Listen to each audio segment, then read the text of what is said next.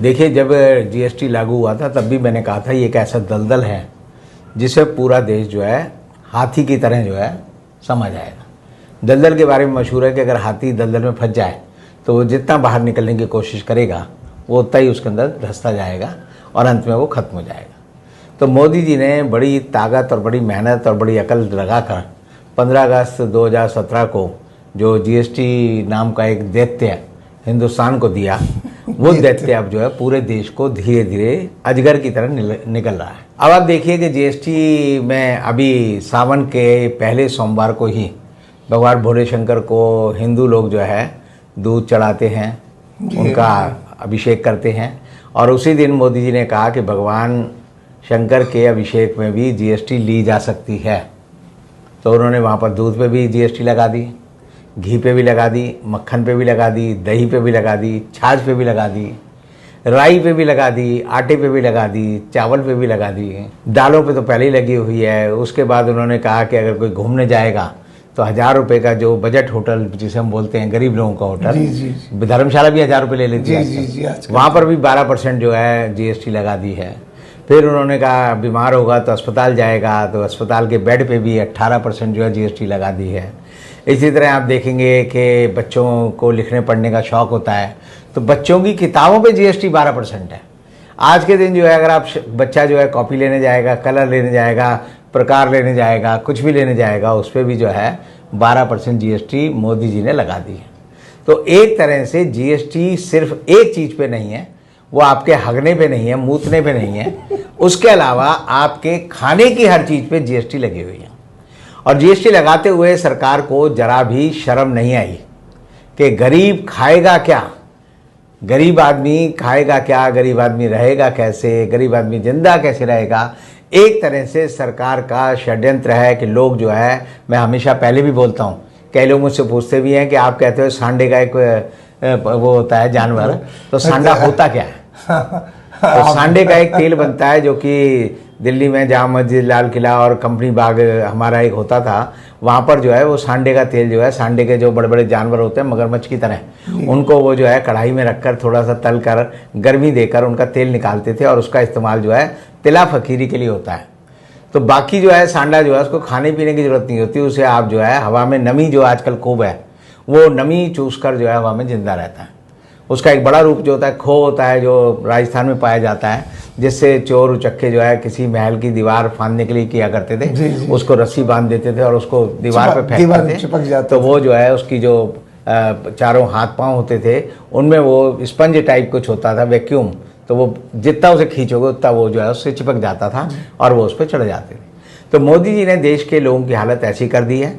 अभी देश के लोगों को पता नहीं कि फसाई एक्ट जो है, जो खाद्य सुरक्षा कानून एक बना हुआ है देश में, उसमें अब ये एक प्रावधान है कि अगर कोई आदमी सरसों का तिल का तेल खुलेआम बेचता है तो उस पर उसको जो है 6 महीने से उम्र कैद तक की सजा मिल सकती है। 50,000 रुपये से लेकर 10 लाख रुपए तक का टैक्स देना पड़ेगा, उसे जुर्माना देना पड़ेगा। और ये जो है पूरे देश में वह कानून भी अब मोदी सरकार ने लागू कर दिया है, ये लोगों को नहीं पता। अब आप खुले में जाते हैं ना कि भाई तेल दे दे, घी दे दे, गरीब आदमी क्या करता था कि लाला जी 20 रुपये का तेल दे दो, 10 रुपये का आटा दे दो, 5 रुपये की चावल दे दो, उससे वो अपनी रोजी रोटी जो कमाता था उससे अपना खाना खा पी के सो जाता था। अब जो है सरकार ने फसाई कानून भी लागू कर दिया है आज से, और जो भी बेचता हुआ और खरीदता हुआ पाया जाएगा उसको 10 साल की सज़ा नहीं, उम्र कैद की सज़ा तक का प्रावधान उस एक्ट में है। एक तीसरा एक्ट और अभी मोदी सरकार ने कल से ही लागू कर दिया 18 तारीख से, जो लोगों को नहीं पता, वो ये है कि अगर आप 2 लाख रुपए से ज़्यादा का लेन देन कैश में करोगे, चाहे अपने रिश्तेदार से ही कर लो, अपनी पति पत्नी को दे दे पैसे 2 लाख, तो उसका जुर्माना भी 2 लाख रुपये आप पे लगेगा। ये लोगों को नहीं पता, ये नया कानून बना दिया है। और सरकार ने ये कर दिया है कि वित्तीय लेन देनों की अब हर चीज़ की जानकारी सरकार को आपको देनी पड़ेगी। अगर आपने 10,000 रुपये भी खर्च किए, 5,000 भी खर्च किए हैं, तो मोदी सरकार ने ये कानून लागू कर दिया है। और उसमें ये है प्रावधान कि जितने का आपने लेन देन किया है उतना ही जुर्माना सरकार आपसे वसूलेगी। यानी मैंने आपको 2 लाख रुपए दिए तो 2 लाख रुपए तो आपके वाले वसूल लेगी और 2 लाख रुपए का जुर्माना मुझसे वसूल लेगी और 4 लाख रुपए सरकार को मिलेंगे। तो अब ये सरकार चाहती क्या है कि लोग किस तरह रहें, लोगों को इस बारे में सोचना पड़ेगा। अभी तक जो लोग बड़े खुश थे मोदी सरकार से, और मोदी जी का नारा भी था कि बहुत हुई महंगाई की मार, अब की बार मोदी सरकार, तो अब के बार जो मोदी सरकार, देश में मच गया हाहाकार। अब समझ आ रहा है कि जीएसटी नाम का दावानल जो है उनके देश में किस तरह जंगल की आग की तरह बढ़ता जा रहा है। और लोगों को समझ आने के लिए ही मोदी सरकार जो है अब इस समय जो है लूलू माल का बात करेगी, कभी ऐसी बात करेगी कि भाई कांवर वाले आ रहे हैं तो उनके ऊपर फूल बरसाओ, बाहरों मेरा महबूब आया है, ठीक है ना, वो गाना आता था एक सूरज फिल्म का जो शादी के वक्त पे बजता था, और वो डीजे वालों के लिए बजाया जा रहा है, उनके ऊपर पानी का छिड़काव किया जा रहा है। लेकिन इन सब बातों के बावजूद असलियत ये है कि जो आदमी कांवर लेने गया है उसको तो हो सकता है 2-4 दिन खाना मिले, लेकिन घर पे उसकी बीवी, बच्चे, माँ बाप सब भूखे मर जाएंगे, जानवरों को खाना नहीं मिलेगा। और ऐसी हालत में देश जो है मोदी जी की सरकार का जो जीएसटी का जो एक ऑक्टोपस है वो देश को धीरे धीरे खा रहा है, और थोड़े दिन बाद देश के पास जो है कुछ नहीं बचेगा। और यही वजह है कि अब जो है निर्मला सीतारमण को भी मानना पड़ा कि हमारा विदेशी मुद्रा भंडार जो है घट गया है। अब वो जो है 580 बिलियन US डॉलर रह गया है, जो कि चंद दिन पहले ही 621 बिलियन US डॉलर था। हमारा जो फॉरेक्स रिजर्व है, हमारा जो गोल्ड रिजर्व है देश का, वो भी बेच खाया सरकार ने। अब सरकार पे गोल्ड रिजर्व नहीं है। डॉलर 80 रुपये, कल सरकार ने खुद माना संसद में कि डॉलर अब 80 रुपये का जो साइकोलॉजिकल लेवल है उसे पार कर चुका है। और अब डॉलर में कह सकता हूं कि अगले महीने जो है 90 रुपये बड़े आराम से पहुंच जाएगा। अगस्त में जब झंडा फहराया जाएगा तो डॉलर जो है 90 रुपये मिलेगा, और जो रुपया है वो अपनी जो है आत्मा को ढूंढ रहा होगा कि मैं कहाँ हूँ।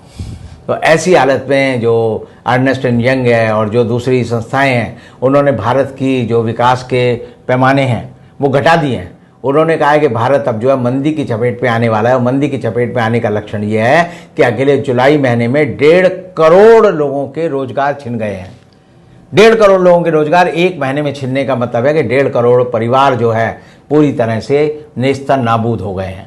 और देश जो है कहाँ जा रहा है, पतन के गर्त में जा रहा है। लेकिन देश की सरकार जो है सिर्फ 2 संस्थाओं के भरोसे आज भी बड़ी शान आन बान से जो है बैठी हुई है। वो ईडी है, सीबीआई है, एनआईए है, इनकम टैक्स है, और उनका डर दिखाकर वो देश की राजनीति को खत्म कर रहे हैं कि जो बोलेगा उसे हम जो है बंद कर देंगे। और अभी हमने देखा होगा, सबने देखा कि मोहम्मद जुबैर, जिनको की एक ट्वीट के कारण जो है बंद कर दिया गया, उसमें सुप्रीम कोर्ट के न्यायाधीश, आप देखिए DY चंचूड़ को कहना पड़ा कि ये बड़ी अजीब घोलमाल है कि जैसे ही इसको जमानत मिलती है तुरंत उसी बात पे एक FIR दर्ज हो जाती है। तो ये देश जो है इस समय डंडे के बल पर, सरकार जो है डंडे के बल पर, सरकार जो है लोगों को जेल भेजने का डर दिखाकर, सरकार ईडी का डर दिखाकर, सरकार जो है सीबीआई का डर दिखाकर, सरकार जो है एक तरह से देश को पूरी तरह से पुलिस राज और तानाशाह तंत्र में बदल दिया गया है। आज के समय में भारत नाम का देश, अगर हम 15 अगस्त को झंडा फहराएंगे और गर्व से कहेंगे हम आज़ाद हैं, तो आप समझ लीजिए आप आज़ाद नहीं हैं, आप गुलाम हो चुके हैं। हर तरह से आप गुलाम हैं। आपके पास ना बोलने की ताकत है, ना खाने की ताकत है, ना पीने की ताकत है, ना जिंदा रहने की ताकत है। हम सब एक 140 करोड़ लोगों के मुर्दा देश में बदल चुके हैं, जिनमें चंद लोग हैं, जिसमें अडानी हैं, अंबानी हैं, उनके पास पैसा है, अकूत पैसा जिन लोगों पे है। और जिन लोगों ने पैसा कमाया है, सरकार ने खुद माना है कि 3 साल में 4 लाख लोग हिंदुस्तान छोड़कर विदेशी नागरिकता ले चुके हैं। और विदेशी नागरिकता फ्री में नहीं मिलती, वो कहते हैं इट्स ए पेड सिटीजनशिप। आप जैसे कनाडा जाना है तो आप 5 करोड़ रुपए दिखाइए, अमेरिका जाना है 10 करोड़ रुपए खर्च करिए। इस तरह जो है आप समझिए, अगर 4 लाख लोग गए हैं तो समझ लीजिए कि 20 लाख करोड़ रुपया इस देश का विदेश की सरकारों पर जा चुका है। और वो सब इस सरकार के निकम्मेपन, गलत आर्थिक नीति और हम लोगों के और आपके चुप रहने की वजह से हुआ है। और उसके लिए हम सब जिम्मेदार हैं कि देश को हमने एक गुलाम देश में क्यों बदल दिया। इसका सवाल का जवाब हमें अपने दिल में झांक कर पूछना होगा। बहुत बहुत शुक्रिया आपका।